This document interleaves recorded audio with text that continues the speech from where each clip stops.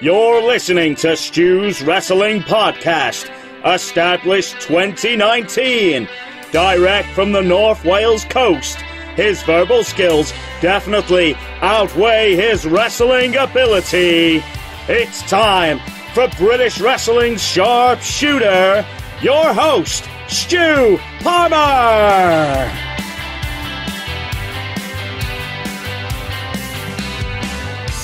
Well, it's episode 30 of Stu's Wrestling Podcast, and this week we've got none other than Mr Technical Barry Horowitz. Barry worked the wrestling territories back in the day, winning many titles, coming up against some of the best. But we also talk about his time as enhancement talent, probably how he's most well known, getting in the ring there with Hulk Hogan, The Ultimate Warrior, Bret Hart, Owen Hart, you name it, he'd been in there with some of the top guys, and that is the true skill of enhancement talent. It's a skill in itself, putting these top guys over and making them look $1 million. Mr. Horowitz has just started off his own YouTube show, which is Technically Speaking with Barry Horowitz. That's a couple of episodes in now, so you should definitely check that out. He puts a little plug in there about this one, so you'll get to hear about that as well. So here we are, episode 30 with Mr. Technical Barry Horowitz, and give yourself a pat on the back. Enjoy. Right, a warm welcome to Mr. Technical Barry Horowitz for episode 30 of Stu's Wrestling Podcast. How's it going, Barry? Great, Stu. Thanks for having me on. I appreciate it. I love the UK and I love wrestling there. And I'm a big fan of the Royals and Princess Diana, the late rest in peace, Diana. Oh, that's a nice touch, Barry. I like that. Yep, I mean it. How are things for you during lockdown? That's going to be my first question before we hit any wrestling talk. Sure. I'm just... my family and I are fine in Florida. We're practicing social distancing, and also we're just going by the guidelines, and we have no problem with it. It's easier to follow the rules than break the rules. And I have a home gym in my garage, and I keep training and communicating only through phone, and like I said, keeping social distance, and everything's working well. We're washing our hands real well, and just covering our face and just, following the rules. That's cool. How about you? Yeah, just the same. The missus has to keep telling me, Barry, wash your hands. Yeah. It's I hear you. it's a daily occurrence, this end of that. But that's just like you say, it's just having the practices, isn't it? And following everything. But I think obviously 7-8 weeks in, I think we're finally all getting there with what we need to do. Yeah. Right, I'm going to hit up some wrestling stuff now, and I'd like to ask, when did you begin watching pro wrestling? I began watching pro wrestling probably when I was between 13 and 14. I could remember the match vividly that got me hooked. It was Thunderbolt Patterson against Mr. Clean on Florida Championship Wrestling, hosted by the great late Gordon Soley. Which guys stood out for you when you were watching it when you were younger? My main mentors were Jack Briscoe, Mike Graham, Don Morocco, Bob Orton Jr., Les Thornton, Tony Charles, Scott McGee. There's a plethora of wrestlers I like, but that's my main ones. Of course, the Malenkos, Bob Backlund. Did any styles of matches stick out for you? Well, mostly my matches, is I'm being biased, but I like technical matches. Good, solid wrestling. A little bit of entertainment, some high spots and whatnot. But good, solid, technical wrestling always prevails, especially if it's done with utmost professionalism, which I think I do. In fact, I know I do. How was your time at Florida State University? I'm just going to segue out of the wrestling a little bit. Sure. Oh, it was great. I went there for sports nutrition and wrestled for a year. I didn't do very well in the wrestling. I mean, you transition from high school to college, and then college, NCAA, and climb the ranks up into the best trophy of them all, which is, being an Olympic gold medalist, as Kurt Angle has captured that prize. And, it's very difficult. So I didn't graduate FSU. I had a chance to turn pro, and it was either stay there 3 or 4 more years and find funds or go broke and continue my sports nutrition degree, or a venture to my lifelong dream, professional wrestling, which I took the professional wrestling. I think it panned out pretty well.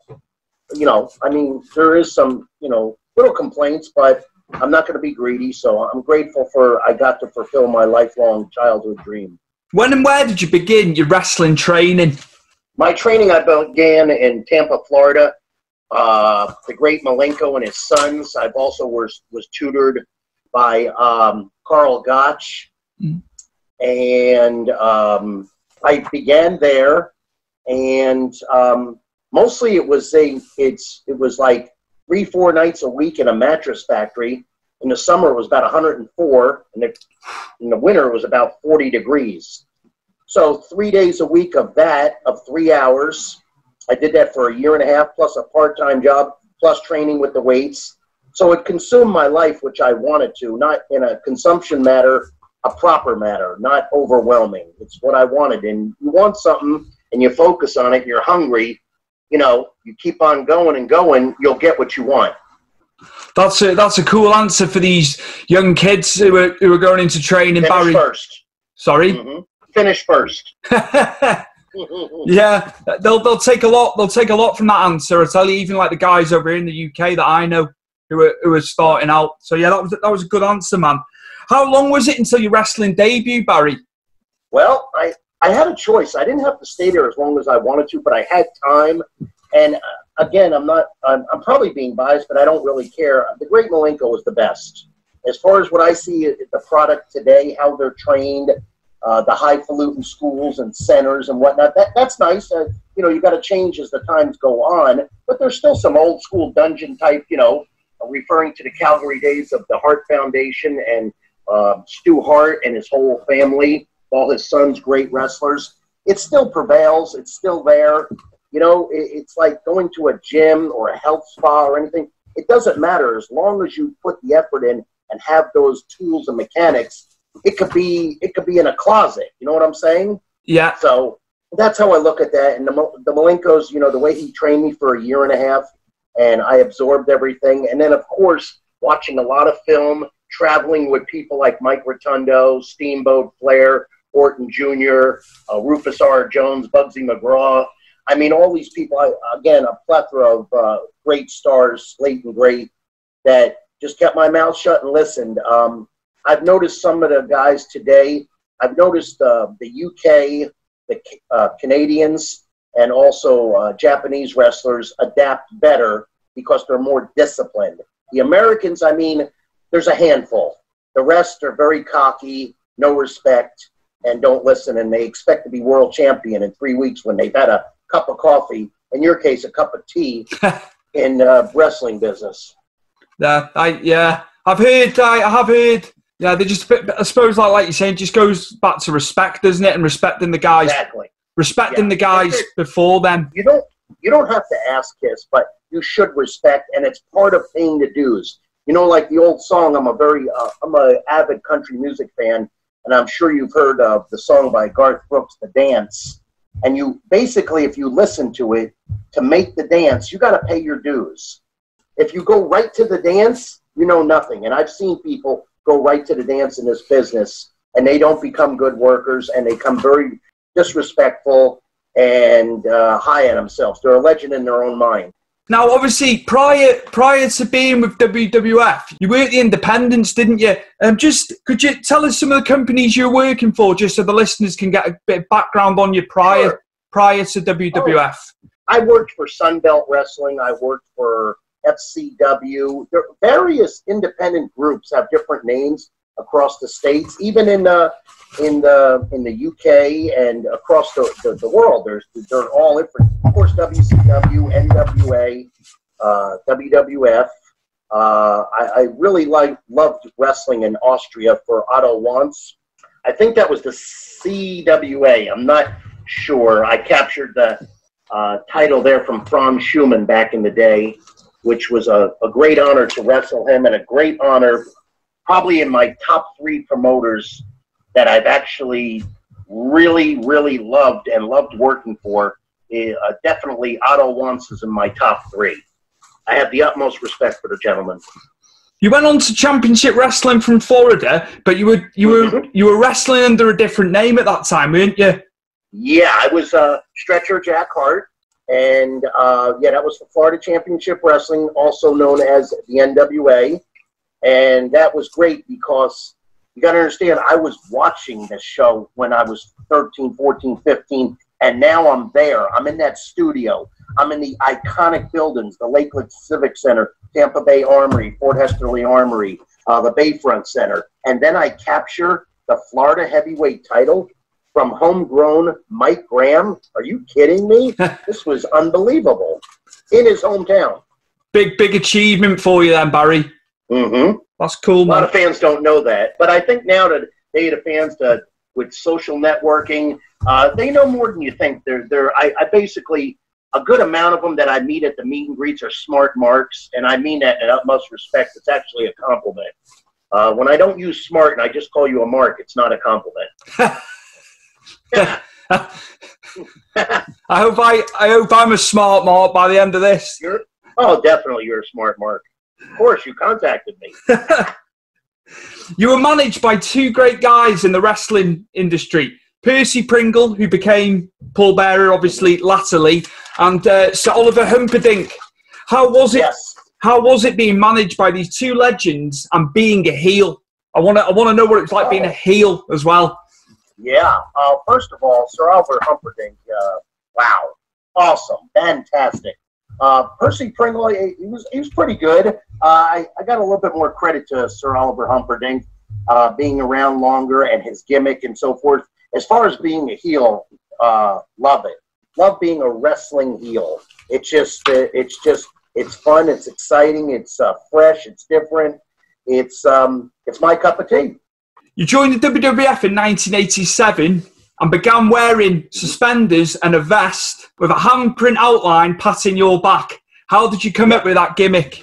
Well, first of all, I actually started in the WWF for Vince Sr. in 81. Right. I stayed there 2 years, and I got booked for NWA Crockett Promotions, Mid-South. Not Mid-South. Sorry. Mid-South is Jarrett Promotions.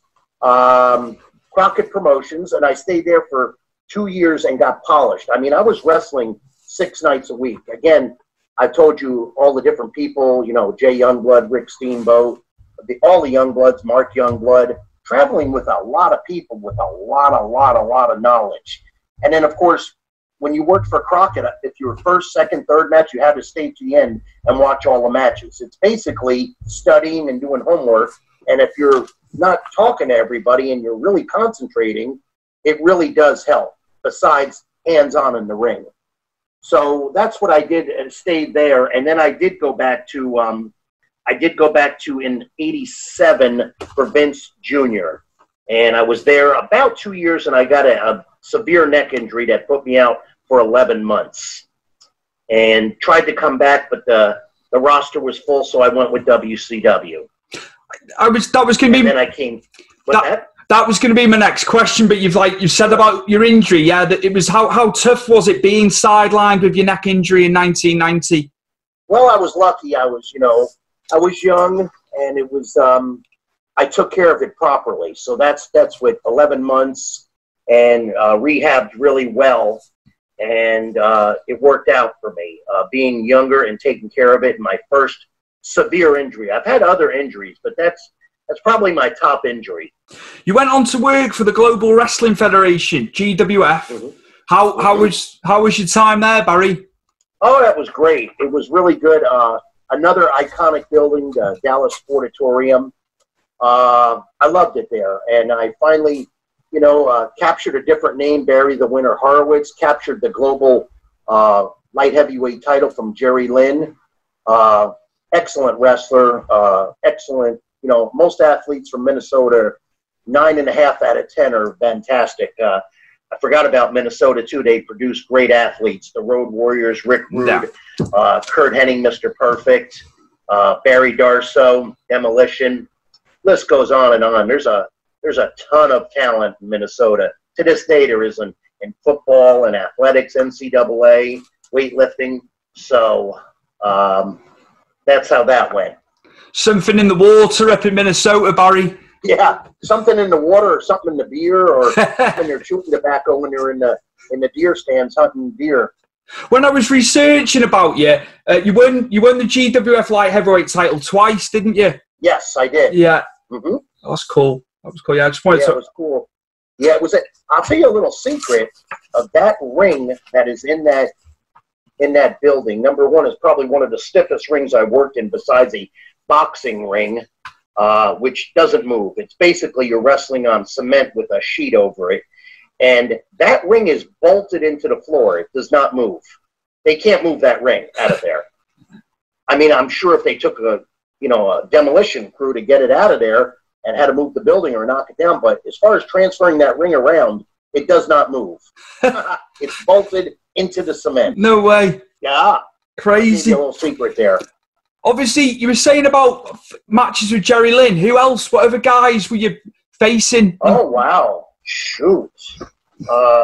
John Tatum, Rod Price, the Patriot, the Dark Patriot, Eddie Gilbert. Wow. Sam Houston. The Handsome Stranger, a.k.a. Buff Bagwell, Marcus Bagwell. I never knew about that one. I never knew he had that gimmick prior. So I've researched that. I've learned. You've taught me something there, Barry, which is what I like with these episodes. Yeah. And also, if you look at his ring jacket, I purchased that from him when he retired, the Handsome Stranger. I had it redone by a seamstress, and the hand on the back was all my idea, and I actually drew that hand. That's my artwork, and I'm not an artist, but but that was my design. That jacket, I tailored it into Mr. Technical Barry Horowitz instead of Marcus Bagwell, Buff Bagwell. So there's another secret. I'm giving you all my secrets. I love this. I'm learning so much stuff on this episode, man. It's great. Yeah, it's great, man. It's that age-old question that we all ponder. Is wrestling fixed?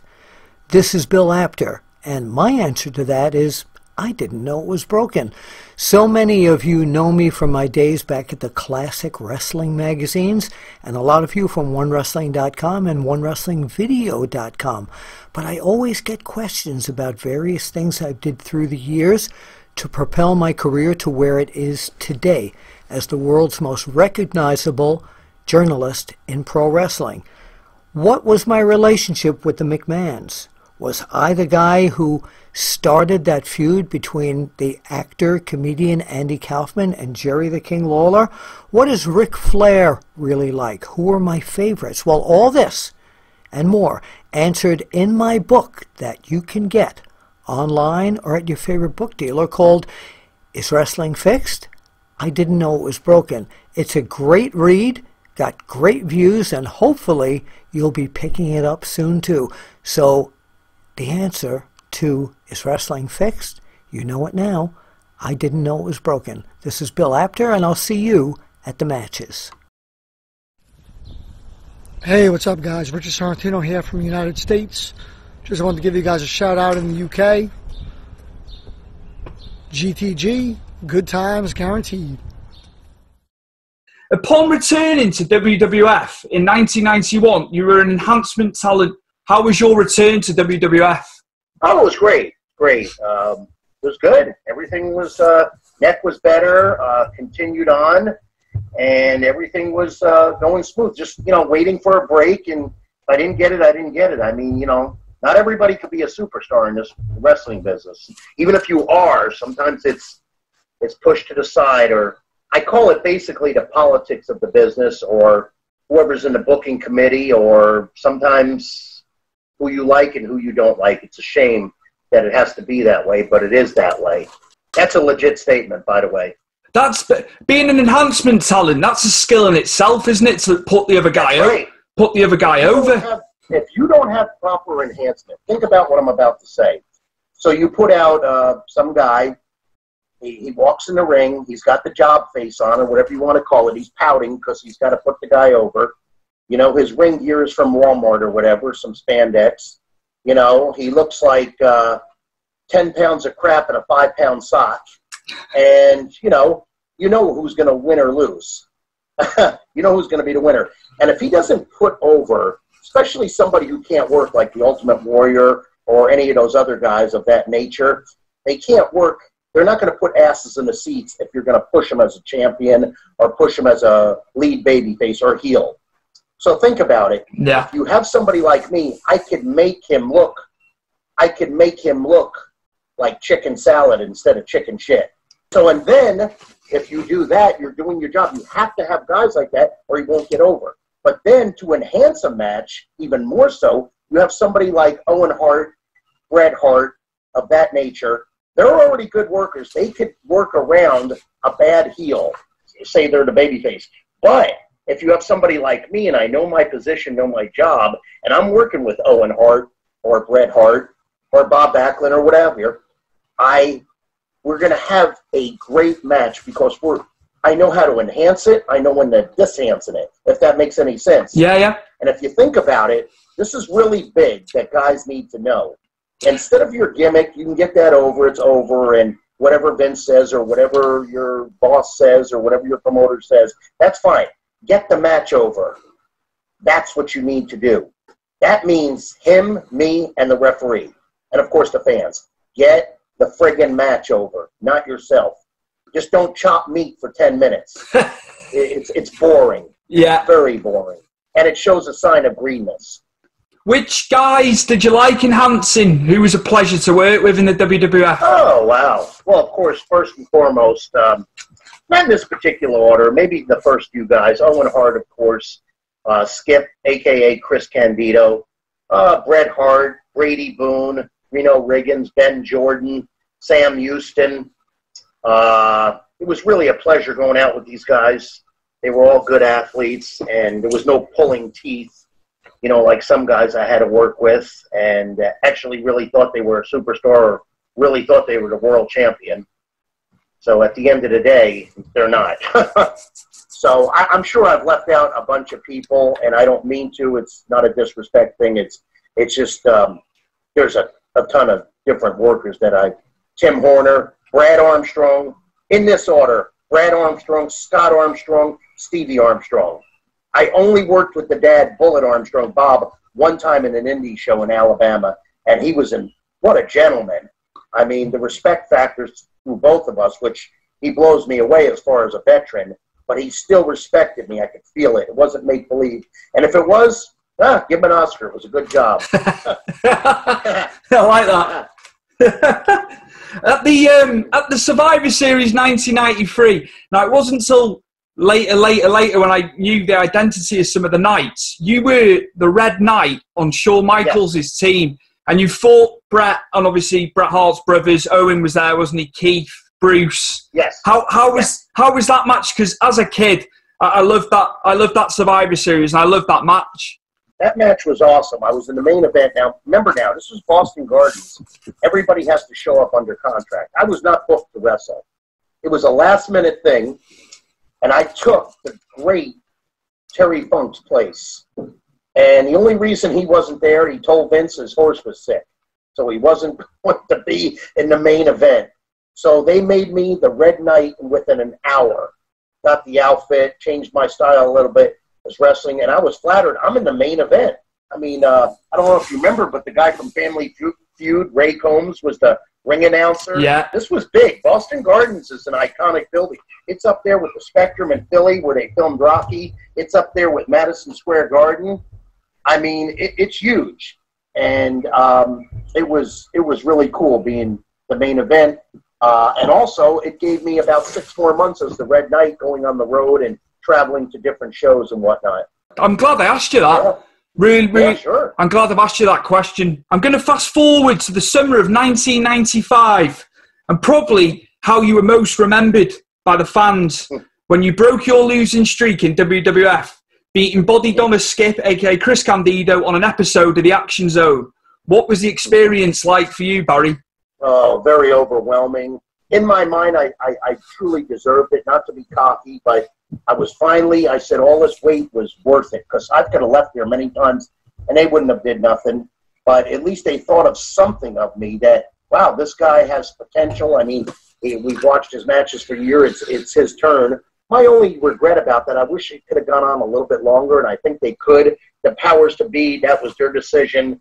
Maybe they didn't want to. Maybe they didn't like it. But I'm grateful for what I got, because I got into many, many pay-per-views that whole year. And it was really, really cool.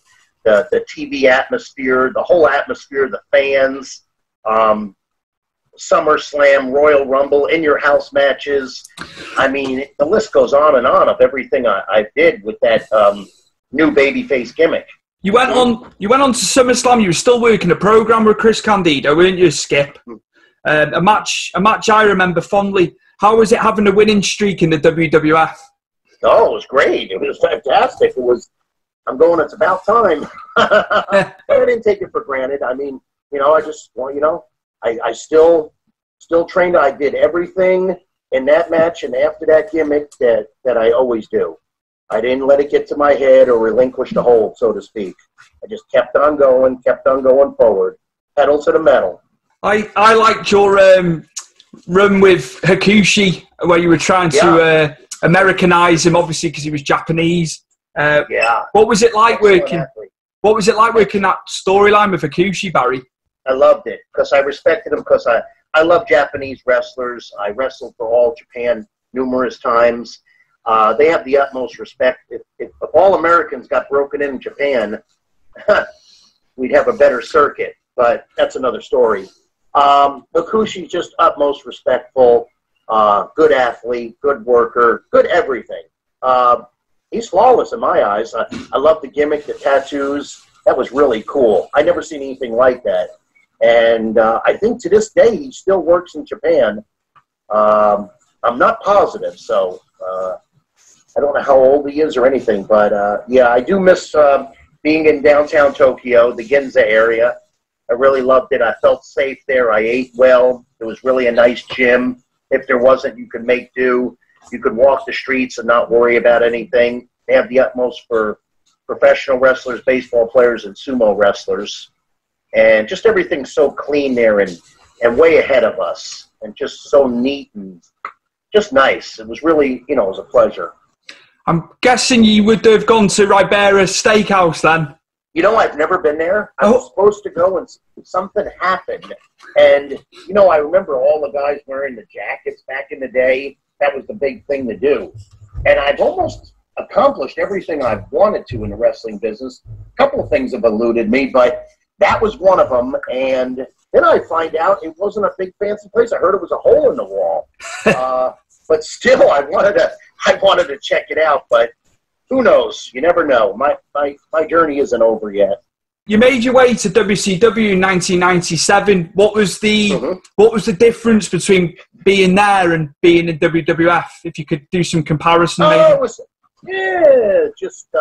I worked less, and I made a lot. I made decent money. I didn't travel as much. The guys were really good. I knew some guys from before and after, and it was really good. It was different. When you finished up with wrestling, what was your career after wrestling? Well, I did the independents for a while, then I got sick of working for marked promoters that don't know what they're doing. Just because you got a full-time job and you run a weekend warrior little wrestling match on the weekend and you don't respect people, it's not good. Now, on the other hand, I work for some of these promoters that have good jobs. They run good shows, especially in the Northeast. I got to give a lot of props to the Northeast, the Boston, New Jersey, New York, Vermont, that whole New Jersey, that whole area. These guys are smart and respectful. What ruins it is some of these so-called superstars start pushing these guys around or mistake kindness for weakness. They demand Marriott hotels, first class.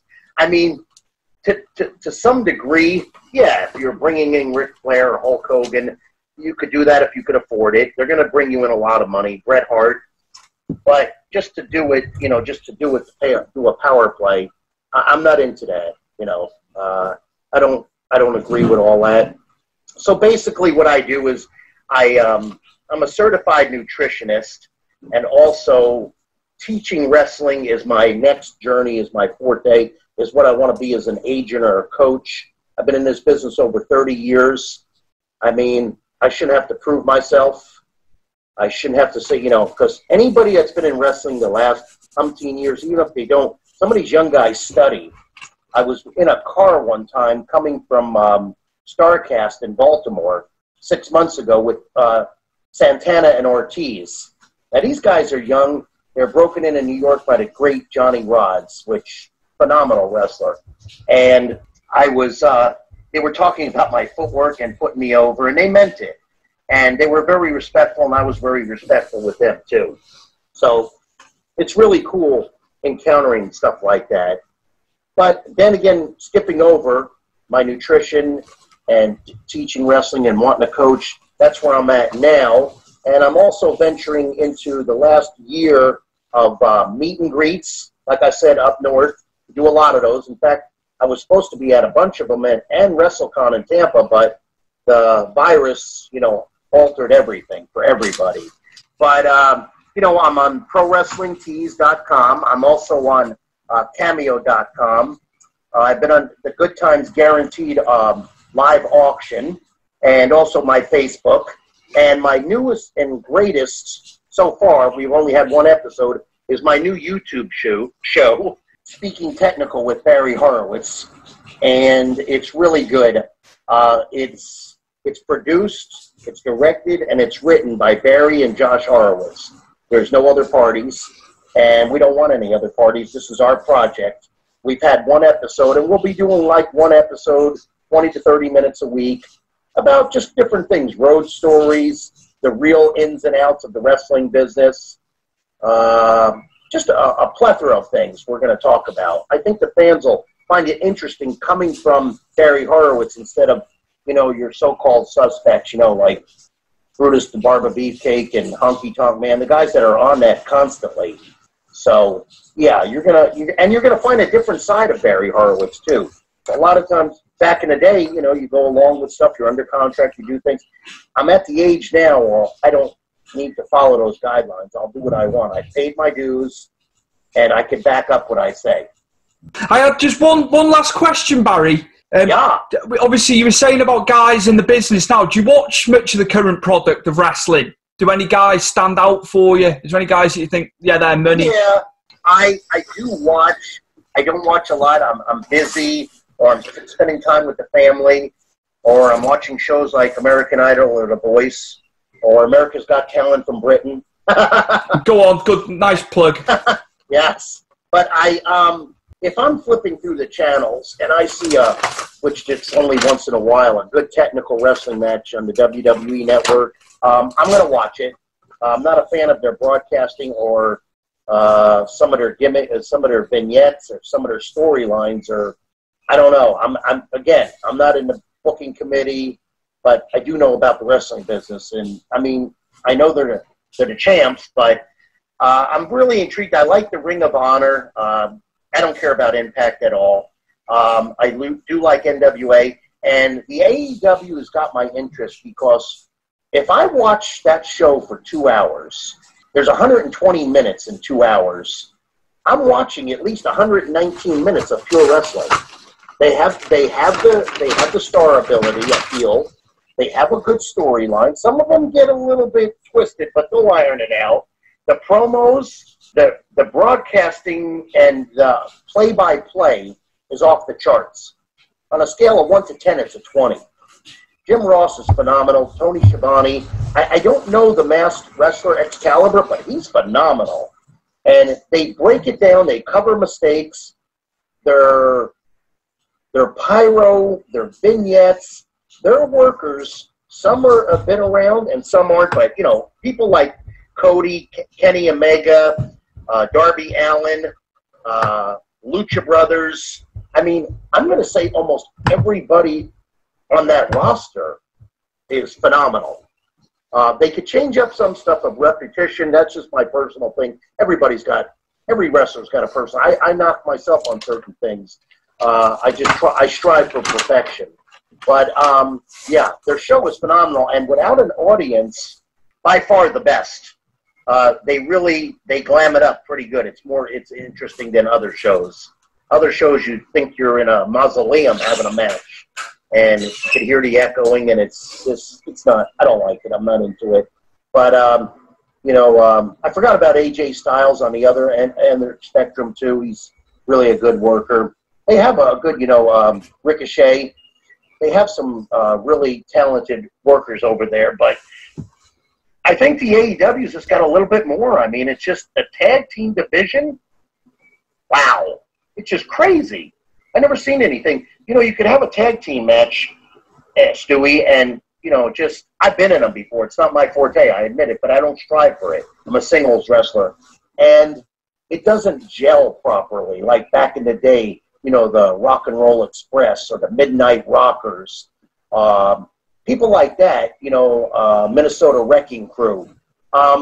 Unbelievable the talent they had. The Lucha Brothers, Ortiz and Santana, and the Best Friends. I mean, incredible. I know I'm leaving people out, but I can't remember every tag team they got there. I mean, just great. The Young Bucks are way ahead of their time for young guys that do very innovative things. Impressive.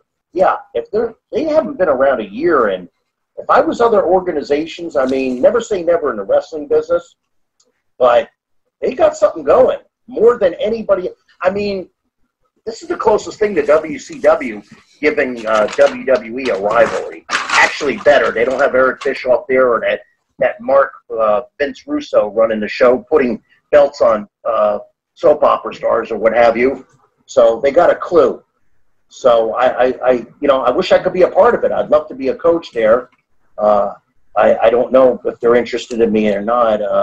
I don't know, but that's what I'm striving for, is to be a coach.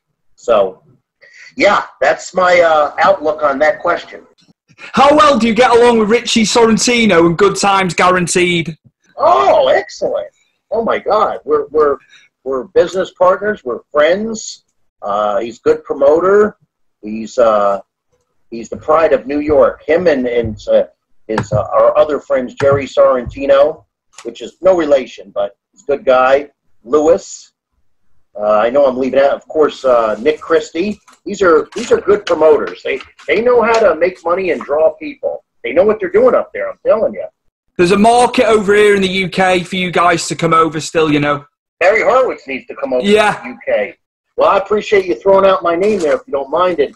They can go to my Facebook, and they know of, like I said, if you don't know of me, well, sorry, you live under a rock, or you need to watch some YouTube videos or what have you, and you'll catch up real quick on my Wikipedia, or I'm on the WWE.com site also. So, you're clueless if you don't know who I am, and I don't mean that in a ill manner. I'm just saying it like it is. If you don't mind, I just want to leave closing, if you don't mind, about my YouTube show. Yeah. And also the Pro Wrestling, ProWrestlingTees.com and my Cameo.com. Also, I'm on another, I didn't mention, and I'm going to get the name wrong.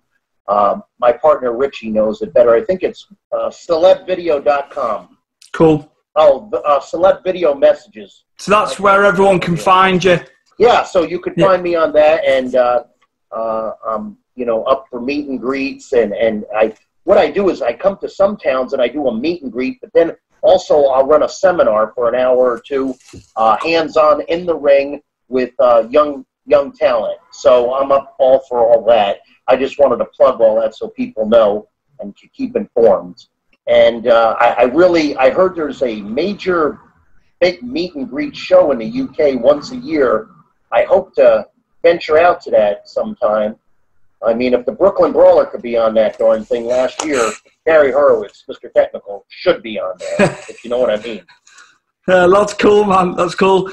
Right. Thank you very much. My guest this afternoon over in Florida, Mr. Technical. Yep. Let's give ourselves a pat on the back. Barry Horowitz. Oh, yeah. Mr. Technical, Barry Horowitz. Thank you very much. It's been an honor. Thank you, Stu. And always remember, Stewie, this is very important. There's a lot of great wrestlers out there in the world, but Barry Horowitz, Mr. Technical, wrestles great. This week's intro and outro for the show is the Zangwills, New Heights. You can check them out across all streaming platforms. You name it, they're on there, all their tracks. Give them a follow, give them a listen. Great band. A special thank you to Richie Sorrentino at Good Times Guaranteed, who also works with Barry Horowitz. Check out GTG, Good Times Guaranteed, for events, merchandise, you name it. It's all there. Cheers, Richie, for sorting this out this episode. Thank you. Big thank you to Mike Angus for the show intro, as always. Superb. Chris Dutton, thank you very much for editing once again. Appreciate it, buddy. And also to Lee, who does my website. Lee puts the stuff up on the website. Without you guys, I'd be screwed. So once again, as always, appreciate everything you do for me and the time you spend doing the things you do for me. It means a lot, guys.